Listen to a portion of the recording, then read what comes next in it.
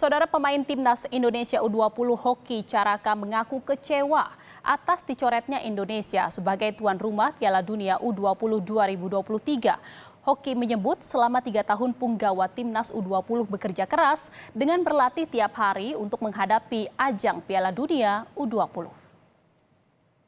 Sedih sih Mbak, sedih campur kecewa soalnya kan emang udah ditunggu-tunggu selama 3,5 tahun atau kurang lebihnya 4 tahun, mau 4 tahun lah. Karena kan emang kita udah kerja keras juga setiap hari latihan. Belum kalau dapat hukuman dari coachin karena kita mainnya jelek, pasti kita latihan sehari 4 kali. Kalau suruh ceritain detailnya, mungkin kita latihan pagi jam 4:30 kita lari pantai, terus gendong-gendongan sampai kram semua di badan. Terus jam 11 gym, 1,5 jam, 2-3 set, 20 pos. Terus sorenya latihan lapangan, malamnya kita skipping. Seperti itu kita lakukan terus setiap TC, setiap kita mau ada event gede.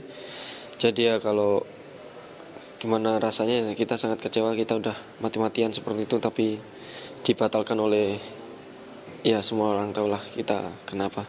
Waktu awal tahu bersama teman-teman yang lain itu gimana waktu itu? Lagi latihan malam atau? Waktu itu selesai latihan, selesai makan malam, terus kita udah pada tahu beritakan lewat medsos duluan, baru kita suruh kumpul ke bawah sama pelatih. Ya kita tahu hal itu, ya kita pasti sedih. Ada yang beberapa pemain sudah kelewat sedih terus mengeluarkan air matanya.